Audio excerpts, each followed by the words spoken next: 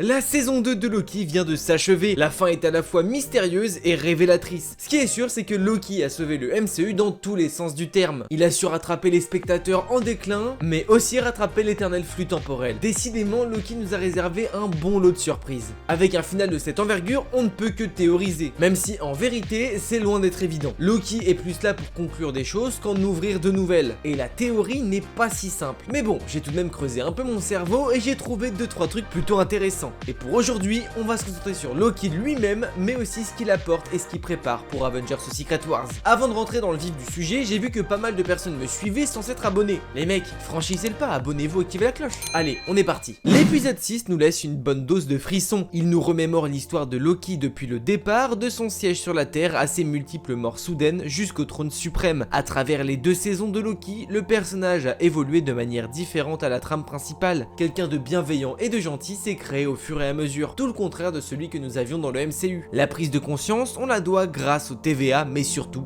au temps. Dans ce 6ème épisode, Loki devient le protecteur du multivers, mais aussi du TVA. Il a rendu la monnaie de la pièce à l'organisation qui lui a donné une seconde chance. Pour sauver ses amis et le multivers, Loki a dû reconstruire tout le principe même du flux temporel. Le fonctionnement actuel ne marchant plus et destiné à la mort certaine, il se devait de trouver une solution. Loki a cassé le cœur temporel et pris la place de celui qui demeure sur le trône à la fin des temps. Si ce n'est pas la fin dont il rêvait, c'est la fin qu'on lui a donnée. Loki devient désormais le dieu du temps, mais aussi du multivers. C'est assis sur son trône que désormais il pourra avoir un œil sur tout ce qui se passe. Mais alors est-ce la fin de Loki et quel est son véritable rôle? C'est maintenant que l'on rentre dans la théorie. Loki en tant qu'humain ne devrait pas revenir, ou alors c'est quelque peu compliqué. Non, Loki n'est pas mort, mais a désormais une responsabilité bien plus grande. Il doit surveiller l'ensemble du bon fonctionnement du multivers. À la différence avec celui qui demeure, c'est que ce dernier, lui, avait simplement un seul flux à protéger et détruire via le TVA tout ce qui en dérivait. Loki s'est imposé une refonte de tous ses principes. On n'élague plus, on stocke et fait cohabiter tous les univers, ce qui est en soi une sage décision mais qui va profiter au voyage entre univers tout en étant désormais lié par le même cœur. Celui qui demeure ne sortait jamais de sa citadelle pour toujours avoir un œil sur la stabilité du flux, et là techniquement ce sera compliqué pour Loki de le faire, encore plus dans la posture dans laquelle il est, une posture différente de celle qu'avait celui qui demeure. Loki est devenu le cœur et le moteur de la stabilité du multivers et on le voit, mais il est au centre de tout ça. Certaines branches sont reliées à lui physiquement, même si je pense que ce plan-là est surtout métaphorique pour montrer qu'il est vraiment le cœur du multivers. Loki devient pour moi à l'heure actuelle une véritable entité. Il n'est plus un simple personnage mais un véritable monument. Il est en quelque sorte Uatu le Watcher mais version live action et version MCU. Désormais, Loki est plus une entité qu'un véritable personnage qui doit se battre pour survivre. Il est plus dans le rôle d'envoyer ses troupes celles du TVA plutôt que d'agir directement. Surtout que maintenant, il a les yeux et les oreilles partout. On le voit même entendre Mobius à la fin de l'épisode, ce qui signifie qu'il voit tout ce qui se passe. Son rôle désormais, il pourrait être celui qui avertit le TVA des différentes menaces à travers tous les univers. Il pourrait avertir le TVA des personnages qui se baladent à travers le multivers ou des personnages qui jouent avec le temps. Le but n'étant pas que tout plein de réalités inutiles se créent. On nous l'explique à travers différents programmes du MCU, mais les voyages temporels ou les voyages extra-univers ne sont absolument pas conseillés. Premièrement, pour éviter de créer des brèches inutiles et donc de nouvelles branches, et deuxièmement, comme The Marvels ou encore Spider-Man No Way Home nous l'a indiqué, les brèches faisant le lien entre différents univers amènent souvent une instabilité du multivers. Certains personnages arrivent dans des lieux qu'ils n'auraient jamais dû être, et des univers peuvent entrer en collision jusqu'à l'explosion de ces derniers. C'est d'ailleurs pourquoi Monica s'enferme dans un univers qui n'est pas le sien dans The Marvels.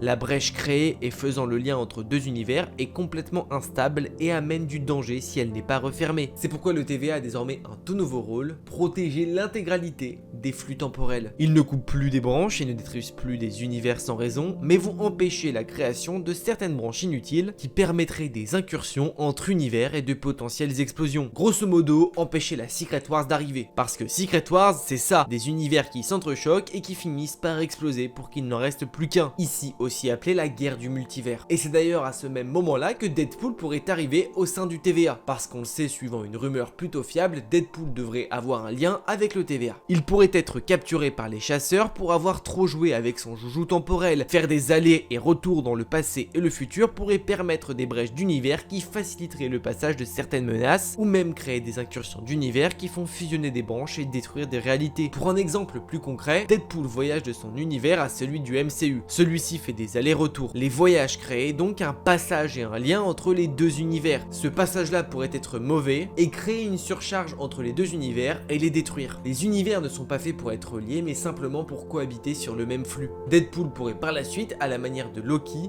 passer de prisonnier à véritable homme d'action. Les univers de la Fox pourraient être en déclin justement à cause de toutes les brèches créées par Deadpool. Le TVA impuissant face à ce trop-plein de destruction pourrait utiliser leurs détenus pour aller réparer ses erreurs. Deadpool aurait besoin d'aide et trouverait en Wolverine le personnage parfait pour l'aider à tout sauver. N'oublions pas, mais le TVA est composé seulement de simples chasseurs. Et face à des personnages avec des pouvoirs bien plus puissants, ils ne peuvent pas faire grand chose, comme c'était notamment le cas avec Sylvie qui les a malmenés tout le long de la première saison. Si Loki ne serait pas intervenu, ils y seraient encore. Deadpool et Wolverine, à travers le film Deadpool 3, réussiraient à stabiliser les univers de la Fox, ou en tout cas à sauver ce qu'ils peuvent. La TVA, se voyant impuissant face à de trop grandes menaces, pourrait, en voyant que l'union fait la force, engager une équipe de héros à travers le multivers pour les aider à maintenir les différents univers, la fameuse équipe d'Avengers multiverselle. Mais ça, j'en ai parlé un peu plus en profondeur dans une autre vidéo, alors je vous la mets ici pour que vous puissiez la voir et vous aurez un peu plus d'indications. Le nouveau rôle de Loki est à la fois sauveur du MCU mais aussi un facilitateur pour la guerre du multivers. Celui qui demeure l'a dit, il est trop tard pour éviter le retour des Kang. Loki maintient pour le moment le multivers dans une certaine stabilité, mais ce qui amène la réussite peut aussi amener le chaos. Le trop-plein d'univers stocké par Loki peut justement par la suite amener des surcharges et des liaisons possibles entre chaque. Le fait que celui qui demeure soit mort crée la présence de tout plein de Kang à travers les univers. Tous les Kang pourraient voyager à travers les différents flux pour les détruire et amener cette fameuse guerre entre univers. C'est là que le TVA intervient. Leur mission principale est désormais de surveiller tous les Kang à travers tous les univers pour les empêcher de faire prospérer le chaos. Maintenant que Loki a réussi à stabiliser le multivers et changer la méthode de fonctionnement du TVA, sa mission est accomplie et je ne vois pas l'intérêt de le faire revenir en tant que personnage. La seule occasion pour qu'il revienne serait Avengers Secret Wars. Si la situation se dégrade de trop et que le multivers est déjà bien trop endommagé, alors à ce moment-là, il pourrait sortir de son trône en ayant trouvé une solution temporaire pour stabiliser les différents flux déjà bien attaqués par les Kang et se joindre aux forces les plus aguerries du multivers pour sauver une dernière fois ce dernier, ou en tout cas ce qu'il en restera, puisqu'on ne doute pas qu'il sera bien affecté et que de nombreux univers seront KO. Il sortirait de son trône, pourrait devenir celui qui lance un mouvement. Il pourrait se battre avec des Avengers dans Avengers Secret Wars pour lutter contre celui qui souhaite tout détruire. Ce qui est désormais sûr, c'est que nous ne verrons plus Loki régulièrement. Une saison 3 a pour le moment été écartée et en faire serait une belle connerie, parce qu'en soi, pas vraiment d'intérêt, notamment au vu de là où il en est. Ou alors faire une série consacrée au TVA et pas à Loki. La série a permis d'avancer encore davantage dans la progression de l'histoire et du multivers et de nous précipiter dans la gueule des Kang et de Secret Wars. Il a réussi à sauver le multivers, mais pour combien de temps et à quel prix? Sa décision de sauver tout le monde, mais de rassembler tous les univers, pourrait les mener encore plus vite à cette fameuse guerre. Bien voilà, je pense avoir fait le tour. Si jamais tu as d'autres théories ou des idées que je n'ai pas évoquées, n'hésite pas à me les mettre en commentaire, il se peut que ça me donne des idées pour de futures vidéos. Si jamais la vidéo t'a plu, n'oublie pas qu'il est possible pour toi de mettre le petit pouce vers le haut qui fait toujours extrêmement plaisir. Et si jamais tu n'es pas encore abonné et que tu souhaites suivre les futures aventures, et bien dans ce cas-là, abonne-toi et active la cloche. N'oubliez pas, mais de grands pouvoirs impliquent de grandes responsabilités. On se retrouve très bientôt pour une prochaine vidéo. Ciao!